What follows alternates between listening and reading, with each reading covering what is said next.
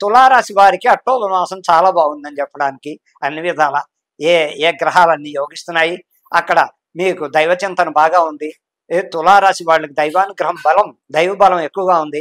మీరు పూజలు పునస్కారాలు చేసుకోవడానికి, ఏ విధంగా ఉద్యోగంలో కానీ మంచిగా ఉండడానికి కానీ అక్టోబర్ మాసంలో మీరు ఏ విధంగా చూసినా ఎలా చూసినా వ్యాపారం చేస్తే వ్యాపారం సక్సెస్ అవ్వడం, అలాగే ఉద్యోగంలో చూస్తూ ఉద్యోగంలో మంచి పేరు ప్రతిష్టలు రావడం, అలాగే మీరు ఇప్పుడు చిన్న వయసులో అంటే 40 నుంచి 50 లోపు 50 దాకా ఉన్న వాళ్ళందరికీ శని మహాదశ అనేది జరుగుతుంది. తులారాశి స్వాతి నక్షత్రం వాళ్ళందరికీ వారు అతి జాగ్రత్తలు పాటిస్తూ శనేశ్వర ఆలయానికి శనివారాలు పెడుతూ మీరు జాగ్రత్తలు తీసుకోండి. ఆ జాగ్రత్తలు ఎలాగయ్యా అంటే ప్రతి శనివారం ఉదయాన్నే తొందరగా వెళ్ళి గుడికి ఆంజనేయ స్వామి గుడిలోకి వెళ్ళడం, హనుమంతుడు దర్శనం చేసుకోవడం, కిందకి రావడం, నవగ్రహాలకి తైలాభిషేకం అదే నువ్వుల నూనె పొయ్యడం, అలా చేసుకుంటూ కొన్నాళ్ళు చేస్తూ ఉంటే ఈ శని మహాదశ జరుగుతున్న వాళ్ళు దీనివల్ల ఉపయోగం పొందాలంటే ప్రతి వారం అడ్డు లేకుండా ఉంటే, అడ్డు ఉంటే ఆఫ్ చేసేయండి, అడ్డు లేకపోతే చక్కగా ప్రతి శనివారం ఆ శనేశ్వర ఆలయాన్ని వెంకటేశ్వర స్వామిని బాగా అలాగే వెంకటేశ్వర స్వామి దర్శనం చేసుకోండి. అలాగే మేధాదక్షిణామూర్తి దర్శనం చేసుకోండి. శని కంట్రోల్ అవ్వాలంటే ఆంజనేయ స్వామి, వెంకటేశ్వర స్వామి, మేధాదక్షిణామూర్తి ఇలాంటి వాళ్ళని బాగా ఆరాధిస్తూ ఉంటే ఆ శని కంట్రోల్లో ఉంటాడు. ఇక పోతే బుధ మహాదశ జరుగుతున్న వాళ్ళకి చాలా బాగుంది.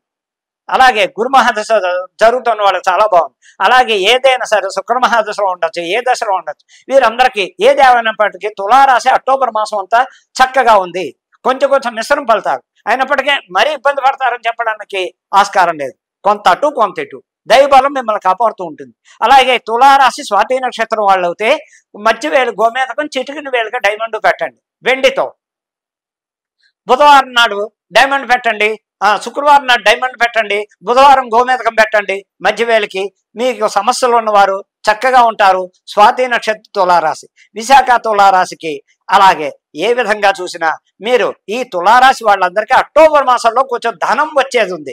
పెళ్లి కాని వాళ్ళు పెళ్లి, అలాగే ఉద్యోగం లేని వాళ్ళు ఉద్యోగం, ఇంటర్వ్యూలుగా విదేశయానానికి వెళ్ళి వాళ్ళకి విదేశయానం, స్టాంపు పడని వాళ్ళకి స్టాంపు పడడం, వీసా రావడం, ఫ్లైట్లు ఎక్కడం, అలాగే ఎడ్యుకేషన్లో ఇప్పటిదాకా డౌన్ అయిన వాళ్ళు ఎడ్యుకేషన్లో పైకి రావడం, అనేక రకాల సమస్యల్లోంచి మీరు ఏ వృత్తిలో ఉన్న పైకి రావాలంటే మీరు ఒకటే దేవత. ఈ తులారాశి వాళ్ళు పాటించవలసింది అమ్మవారు తల్లి మీకు అధిపతి ఎవరయ్యా? దుర్గాదేవి, రాహుదేవత స్వాతి నక్షత్రానికి. అలాగే మిగతా తులారాశి విశాఖ నక్షత్రంలో ఉన్న వారికి వృశ్చిక రాశి కానీ సుబ్రహ్మణ్యేశ్వరుడు, అలాగే తులారాశి వస్తే లక్ష్మీదేవి. ఇలా కొలవండి. ఈ మీరు తులారాశి వాళ్ళందరికీ అక్టోబర్ మాసం చాలా ఉచ్చ స్థితికి వెళ్ళడానికి, ఆగిపోయిన సొమ్ము రావడానికి, ల్యాండ్ ఇబ్బందులు ఉన్న వాళ్ళకి ల్యాండ్ సమస్యలు సాల్వ్ అవడానికి, కోర్టులో కేసులు సక్సెస్ అవడానికి, ఏ విధంగా ఎలా ఉన్నా ఏ సమస్యలోంచి పైకి రావాలన్నా దుర్గాదేవిని పట్టుకోండి. మంగళవారం చక్కగా ప్రతి మంగళవారం అలా చేయండి. శని ఉన్న వాళ్ళు శనివారాలు పాటించండి. ఆ శనేశ్వరుని కొలవండి. ఇలాగే మంగళవారాలు దుర్గాదేవి ఆరాధన చేయండి. దుర్గాదేవి గుడికి వెళ్ళండి. మంగళవారం దుర్గాదేవి అర్చన చేయించుకోండి. ఇలా చేసుకుంటూ ఉంటే కూడా తులారాశి వాళ్ళకి ఎన్నో రకాల ప్రయోజనాలు ఉన్నాయి. యాక్చువల్గా చెప్పాలంటే శుభాలు ఇంకా అక్టోబర్ నుంచి వీళ్ళ ఇంట్లో శుభకార్యాలు అవ్వడానికి కానీ, శుభ సంకేతకాలు కనపడడం కానీ, శుభవార్తలు వినడం కానీ, ఆఫీసుల్లో మంచి పేరు రావడం కానీ, మనం చేసే వ్యాపారంలో మంచి లాభాలు పొందడానికి కానీ అక్టోబర్ మాసంలో చక్కటి ఫలితాలు ఇస్తున్నాయి. ఇలాగే మీరు ఏ దేవతనైనా ఏ గుడికైనా వెళ్ళినా ఎలా ఉన్నా ముందు దుర్గానామాలు చదువుకోండి. మంగళవారాలు ఆ దుర్గాదేవిని ఆరాధించండి. ఇంట్లోంచి బయటకు వెళ్ళేటప్పుడు భార్య భర్తలు చక్కగా ముందు చేయవలసిన పని ఏంటంటే తల్లి ఉంటే తల్లిని, పిల్లుంటే పిల్లని ఎదురు రమ్మని ఒక్కసారి జస్ట్ వెళ్ళిపోతూ ఉండండి. దానివల్ల మంచి ఎదురు లేకుండా తొందరపాటుతనంతో వెళ్ళిన వాళ్ళు చాలా మంది ట్రబుల్స్ పడుతున్నారు. పాపం వచ్చేటప్పుడు కానీ వెళ్ళేటప్పుడు యాక్సిడెంట్ అవ్వడం కానీ వేరే విధంగా ఏదో ఒక ప్రాబ్లం. మ్యాక్సిమం ఇప్పుడు ఈ కాలం చెప్పాలి అంటే విశ్వావసనామ సంవత్సరం అంత చెప్పాలంటే ఇబ్బందులు ఇంకా ఎప్పుడైనా వచ్చాయో లేదో నాకు తెలియట్లేదు. ఏ సంవత్సరంలో విశ్వాసనామ సంవత్సరంలో అన్ని గండాలే, అన్ని ఇబ్బందులే. ప్రజలందరూ ట్రబుల్లోనే, వ్యవసాయదారులు అవ్వచ్చు, చదువుకునే వాళ్ళు అవ్వచ్చు, పెళ్లి అయిన వాళ్ళు అవ్వచ్చు, పెళ్లి కాని వాళ్ళు అవ్వచ్చు, ఏ హ్యాంగిల్లో ఏ రకంగా వ్యాపారస్తులు అవ్వచ్చు, విదేశస్తులు అవ్వచ్చు, విదేశాలు వెళ్ళని వాళ్ళు అక్కడ ట్రబుల్ పడవచ్చు. విశ్వావసనామ సంవత్సరంలో విపరీతమైన వరదలు, ఉప్పెళ్ళు, గోదావరిలు పొంగలాలు, సముద్రాలు పొంగలాలు, సునామీలు రావడాలు, వ్యవసాయదారుల దగ్గర నుంచి ఏ వ్యాపారస్తుడైనా డౌన్ అయిపోవడం కారణానికి పరమ చండాలంగా ఉంది విశ్వావసనామ సంవత్సరం. ఏ రాశి వాళ్ళైనా సరే ఇప్పుడు యాక్చువల్గా చెప్పాలంటే విశ్వావసనామ సంవత్సరం వచ్చే మార్చి వెళ్ళేంత పర్యంతం కూడా దేశానికి భయంకర అరిష్టాలు ఉన్నాయి. రాజకీయ పరంగా బాగోలేదు, సినిమా ప్రకారంగా బాగోలేదు, యాంకరింగ్ ప్రకారంగా బాగోలేదు. ఏ రంగంలో వారికి ఎలా చూసినా ఏ రాశి వాళ్ళకైనా విశ్వావసనామ సంవత్సరం చాలా విపరీతమైన ఇబ్బందుల్లో పడ్డాము. అందుకని నేను చెప్పేది ఎంతసేపు దైవారాధన చేయండి.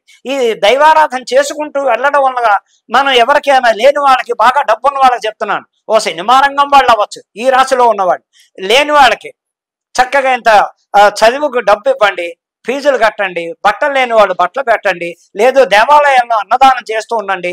అనేక రకాల ఉపయోగపడుతూ ఉంటారు. అలాగే మీ సినిమా రంగంలో బాగా ఈన స్థితిలో ఉన్నవారు ఉన్నారు. ఆ ఈన స్థితిలో ఉన్న వారికి కాస్త పారితోషికం ఎక్కువ ఇచ్చి వాళ్ళని ఆదుకోండి.